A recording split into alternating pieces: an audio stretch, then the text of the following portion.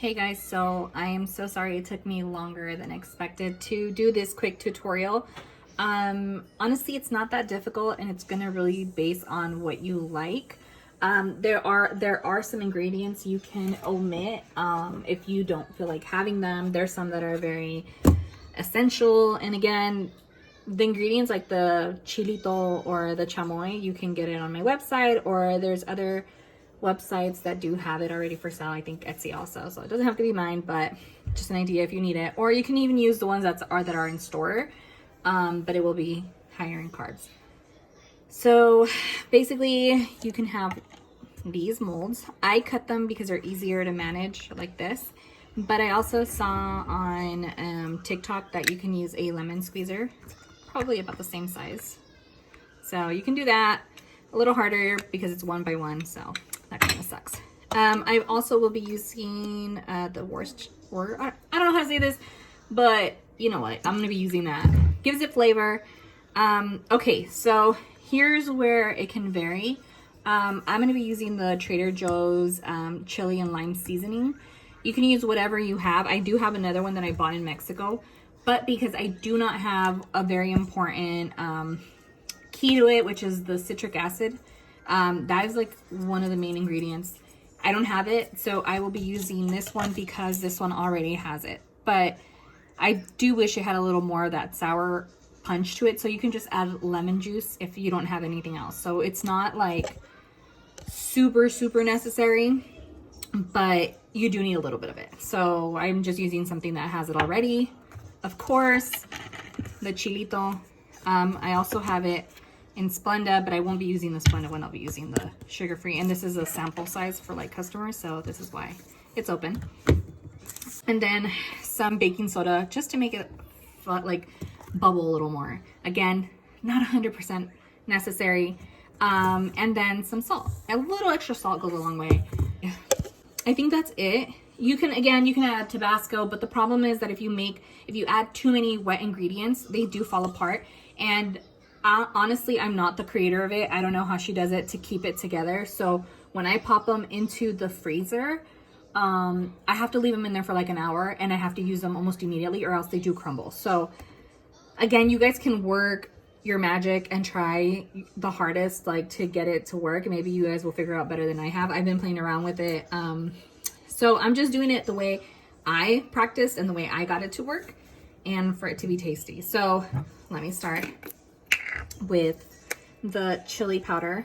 Again, you can eyeball it. You don't want your stuff too wet, otherwise. So I'm not gonna make a lot because I only have like 1 beer and I don't want that much. So again, you're gonna eyeball it. I'll show you the consistency that I use. I'm only gonna put like 2 or 3 drops. So I put 3 drops, 3 or 4, 3, I'm not too sure. And then here's the chilito. I'm not gonna put a lot, so a little goes a long way. 1, 2, 3, 4, 5.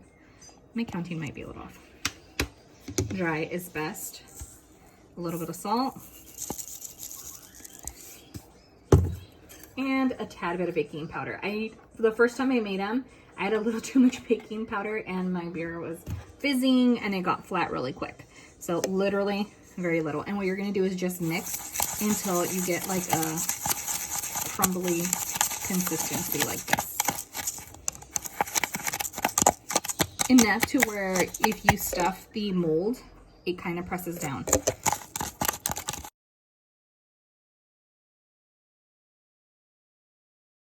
Let me see, I'm trying to,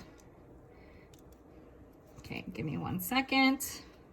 Just want to see if it, okay, it will need a little bit more.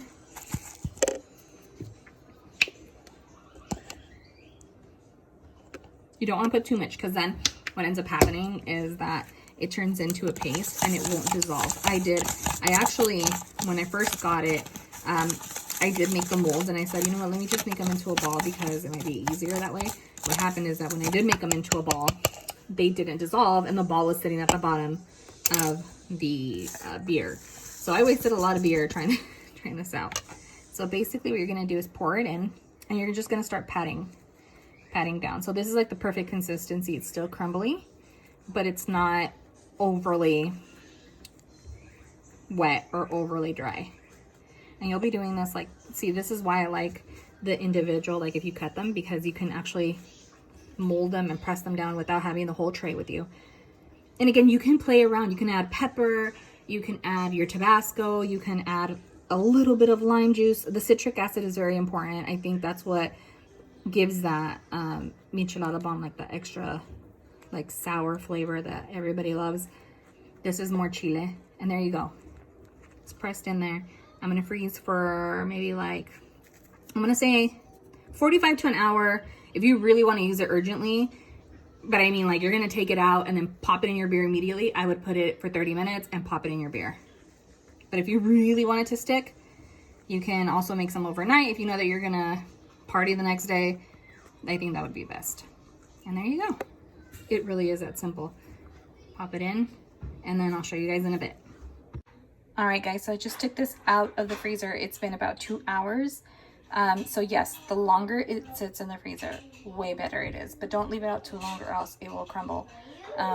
So 2 hours, you should be good with like 15 minutes out, but this is what it looks like. There you go.